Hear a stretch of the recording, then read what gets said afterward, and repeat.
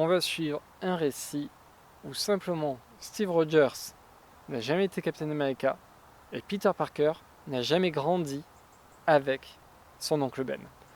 C'est les deux c'est les deux conséquences immédiates de cet assassinat, de ce double assassinat. Et ça va avoir des répercussions sur tout l'univers Marvel. C'est là où ça devient hyper intéressant. C'est-à-dire que Straczynski, de toute façon, est toujours très bon dans ses récits. Là, il nous fait une histoire qui est cohérente en montrant les implications. Alors, cohérente, il prend quand même une liberté qui est que dans cet univers-là, Steve Rogers va se voir offrir un plan B. Il ne va pas devenir Captain America, mais il va devenir un autre super-héros. Bon, ça, c'est la grosse entorse, en fait, où effectivement, dans l'univers Marvel, il n'a jamais été question de ce plan B. On le sait très bien, ce plan B n'existait pas, puisque c'est un plan qui ne va être inventé que 20 ans plus tard.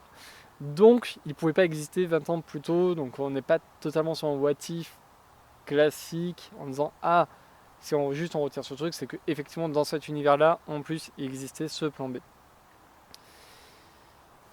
Les conséquences pour Peter vont être absolument géniales.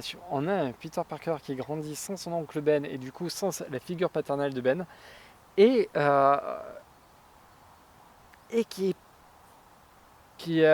va en fait, Straczynski va appuyer sur une part de la personnalité de Peter qu'on connaît, mais qui est très peu exploitée. C'est-à-dire que cette part-là, on l'avait vue, on la voit très brièvement dans les premières années de fac de Peter, et on la voit dans la saga du clone avec la manière dont Ben Reilly s'est enfui quand il est, juste après avoir survécu dans les Lost Years.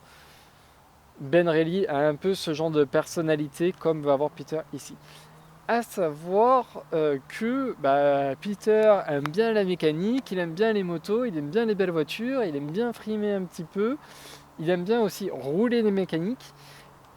Et voilà, et on va être un petit peu sur ce truc où... Alors je pense qu'il y a des références au film American Graffiti que je n'ai pas vu. George Lucas parlait vraiment de sa vie à lui en fait. Et de ces gamins des années, fin des années 50, début des années 60 aussi du coup, qui se cherchaient dans leur identité et se cherchaient en fait dans la violence et on va dire dans les sports automobiles.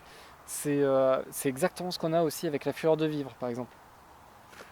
Bref, on a un Peter, voilà, un petit peu James Dean comme ça, un petit peu loupard.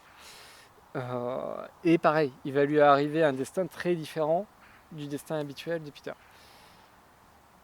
L'autre personnage phare de ce récit, ça va être Reed Richards. Et alors celui-là, je l'avais pas vu venir. Il a une position, pareil, qu'on voit pas venir et qui est assez logique dans cet univers-là. Parce que du coup, il y vient de manière très logique et il va gérer en fait l'univers Marvel de manière très différente de Mister Fantastic,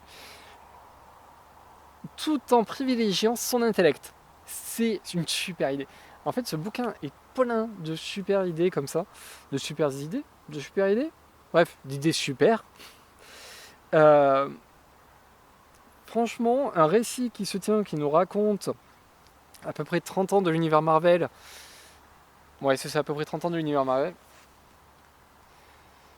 Franchement, j'aimerais bien qu'il y ait une suite ou qu'il y ait un récit, alors pas forcément même par les mêmes auteurs, même si ce serait cool, hein, mais parce que du coup, alors, graphiquement c'est hyper chouette, le scénario il est top, franchement ouais, ça serait très bien.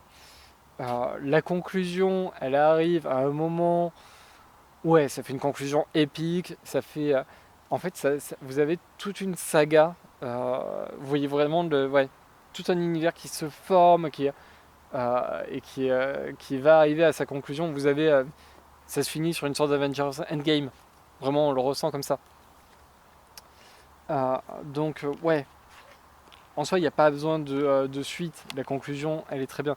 C'est juste que très bon récit, ça donne envie d'en avoir un peu plus. Voilà. Bref, Bullet Point, je pense pas que ça ait jamais été réédité, mais c'était très cool. Voilà,